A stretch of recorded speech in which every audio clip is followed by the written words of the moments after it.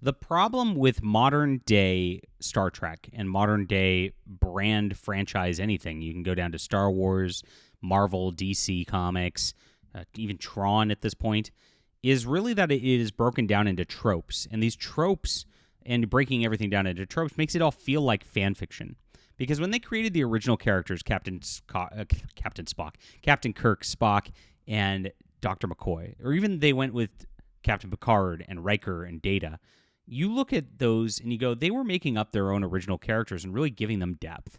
At this point, you look at these characters and you go, they're just trying to check boxes for what feels like it should be like a Star Trek background in somebody's like RPG adventure or something like that, or they're in their fan fiction. And that's what goes on here. We basically have fan fiction writers controlling all of media, and then they want to try to make it feel like they give a little, what they'll do is they'll give a very generic tropey thing, and then they'll put a little quirk into it. It's always quirky or snarky, right? And you can tell that it's somebody who really doesn't know what they're doing when it comes to that. So now we have the backgrounds of the cadets at Starfleet Academy being revealed. I'm hearing, of course, that this is doomed to fail already, that the execs don't like it. Of course, it's going to not do well in the ratings. We know this, and it's very, very expensive of a film to produce, film, streaming show, whatever you want to call it. And so the budget on this is exceedingly high, and this needs to perform exceedingly well.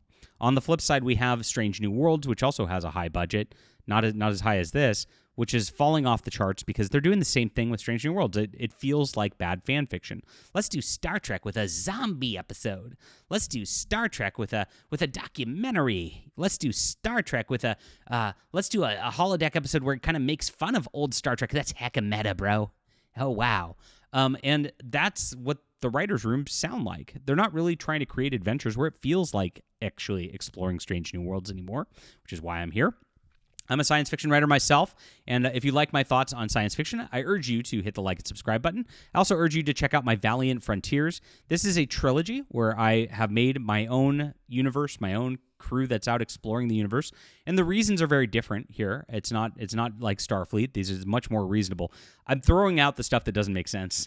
Let's start to like the nobody has money. That doesn't make sense. The whole crazy federation doesn't really work out either with a zillion different competing interests.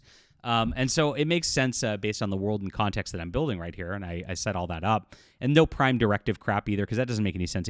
Your whole point's to be out there, and they always have to circumvent the prime directive in everything they do anyway. And then they always have to make a comment about it. This really violates the prime directive. Oh well, and then they go on forward with their adventure anyway. It's silly. And it doesn't make sense that whole. I'm going to actually go into this because it's annoying. The whole concept of let's just cut it off at pre-warp civilization. That's the spot where we have to do this. It's arbitrary, right? It's an arbitrary rule. That again, it's you're just not going to save these people from the volcanoes erupting and the planet exploding itself just because of a stupid rule.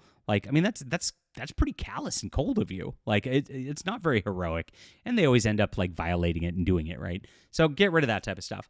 Each one of these books though has its own adventure and its own plot line, and there's a time travel one obviously, and the characters build over it, much like if you liked Peter David's New Frontiers back in the day, you'd really like this. If you like Deep Space Nine, really love this. We're bringing it back, and we're bringing back real heroism and real science fiction concepts, and I appreciate you. Check it out. It's in the description below. Thank you so much for reading and for supporting me and my thoughts on Star Trek and, of course, all of science fiction. Maybe one day they'll hire me to write. I came very, very close, which I'll tell a story in another time, but these days probably not, because I have opinions and they don't like that. You gotta toe the line with the core. Alex Kurtzman's the best. Yeah, you gotta be like that. So this is what they've got now, and I'm gonna go over the tropiness of what they have. Caleb Meir had a savage journey to becoming a cadet. Ooh, that's racist, using the word savage. Oh boy. So this backstory is tied into Holly Hunter's Captain Ake and Paul Giamatti's Newsbraka. And we saw, they even sound like Star Wars names, right? Ukta Guta Solo. We saw, not very Star Trekky, right? We also saw some of that in the new trailer, which of course was there. He was a little kid and looked like his mom was taken away. She brings him into this cadet thing. Caleb had a life outside of Starfleet Academy that's very rough, instinctually savage. For 15 years, he's alone, surviving on his own in a big, big galaxy out there. He has no need to rely on anyone except himself. So when he confronts the reality of needing other people in his life, he has an open heart and growth to allowing people in so that things can progress. I think it's difficult for him. I think it has a lot of problems with it at the beginning. This whole savage, like from the outside being brought into Starfleet Academy, again, like it's a tropey type of thing. Like this was done with New Frontiers. We already talked about New Frontiers a little bit. Peter David's character, Calhoun, the captain there, that was kind of his backstory. So, and of course, a captain brought him in and was like kind of ushering him along and being his mentor. That was the whole backstory of that. It's like they lifted it out of that. And so they made, they didn't make him like some alien or whatever, I don't think. I don't know. But this is, again, just a tropey concept that's like very, very obvious. The next one is another tropey concept. And so we've got Genesis Life. What a name here. Again, this feels like a fan fiction name that you'd see online. So she's a young woman, goals desperately needs to achieve. It kind of drives her to joining Starfleet Academy. She wants to be a Starfleet captain. It's part of the family business. And so, yeah, she's your Mary Sue girl boss, right? And she's got an admiral. She has to live up to that, but she's got imposter syndrome, right? Again, this is just completely a tropey sort of thing. And of course, she's going to be the bossy one that eventually everybody's going to have to follow because, she's the best. And that's that. So another just trope right there, Darum Rayemi. So look at these names, Darum Rayeni, Genesis, Life, Caleb Mir. It's like they went into an AI generator and came up with names. I was like, okay, when I made up a name, I'm like, Captain Christopher Conley, because that just feels like something that could be real. But well, Darum Rayemi. Okay. He's got something to prove and a chip on his shoulder. Another aspiring captain from a wealthy homeworld, so he's going to be a foil for the strong female lead, who's going to be better than him because, of course, that's how it goes. He's defined by competition, so he's going to compete with her, and he's going to realize he doesn't need to compete with her because she's so great, is the tropey there. So his entire deal is to be a foil and probably a romantic interest for the other girl, for the girl boss there. So here we have Sam the Hologram. This is the first ever hologram to attend Starfleet. Oh no! So she's going to be the large and in charge black lady. So by the way, if she's a hologram, why is she like a kind of body positive black lady? Why isn't she like, take Manjaro or something like that? She's literally, it doesn't make any sense. But whatever. This is really, really silly because this is not she's not military fit, very obviously, right? And so that's kind of odd.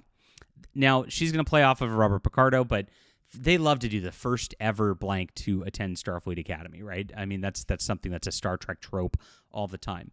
Now, this might have made sense because, back in the Doctor's era, the Doctor was doing holograms, and they ended it kind of with holographic rights, and are holograms actually people? It's pretty interesting. It might have made sense back then, and like a couple hundred years after that. We're now 600 years into this. How is it one hologram has not done this already, right? This doesn't make, I mean, they had Data the android do it. So why that's an AI with a computer chip. He just has a physical body versus a not physical body. So it's kind of the same thing on that. And that's really ridiculous, but can't stop crying. So she's going to be a comic relief, I guess, on this, which is not going to work on this. She was the one screaming during most of the trailer footage. You'll get used to it. I cry a lot. So they designed this hologram like faulty as a program again to be like overly emotional and to like not have a body that actually looks like it's military ready or anything like that. Very bizarre. And you kind of have to explain that. I don't think they're going to. Sounds terrible, though. I'm going to keep crying. It's really crazy. I feel like, especially right now, we're in a really dark time in the world. Look, it's all political. I know Star Trek has been like a beacon of hope to the younger generation. I feel like there's also the darkest generation ever. Of course, literally Trump. Wow. It's so ridiculous. Things are better than ever in human history. It's ridiculous. It's kind of fun to be dark, sometimes in a little bit sadistic way. But we really need to a beacon of hope these days. It does not understand Star Trek, clearly. Amazing. Trek Velthelt. Oh, here we are. Jaden. The Klingon named Jaden Crag. Oh, my gosh. It's such a painful name. With his brother Tyrone. It's like, my gosh. Now, this is a Klingon who's wears a skirt. It has a eyebrow piercing ring. It is embarrassing what they're doing just to try to gender bend Klingons to make Klingons not Klingon at this point. This is it again. And so, he's talking about glued stuff to his face. He dreams of becoming a medical officer. Yes, he's I don't want to be a warrior. He's going to have I don't want to be a warrior. I want to be a homosexual arc on this. Again, very RPG fanfiction-y on this. It's like taking a character that's like a half orc and being like, I don't want to be an orc, or Drizzt from Dungeons and Dragons Forgotten Realms. It's like they don't want to be it. So there's your cadets. They're all just like basic bitch tropes, right? And they all just don't understand how they're doing this stuff. We also have Robert Picardo. We know that. A Betazoid with some power, Terima Sadal. Yes. And that's going to be this lady here. A Betazoid and daughter of the president of Beta Z. A lot of we have admirals' daughters. We have families from a rich place. We have a lot of... So Starfleet's now like this very, nepotistic sort of place. Very odd.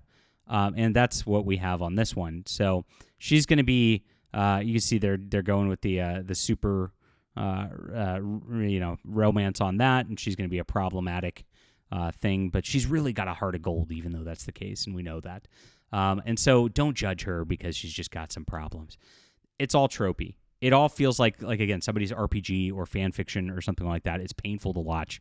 And this is going to be pretty ugly. All right, leave a comment down below. Does this excite you? Do any of these characters resonate with you? Let me know. Maybe I'm wrong. Maybe I just have a wrong take. But you can find out here. I made my own characters, and I hope you enjoy them. And it all starts in The Soul Catcher. This is a trilogy I'm crowdfunding right now. If you like my thoughts on science fiction and science fiction tropes and the like, you'll probably enjoy my book. So check it out. It's in the description below. Really appreciate you reading. We'll be back soon.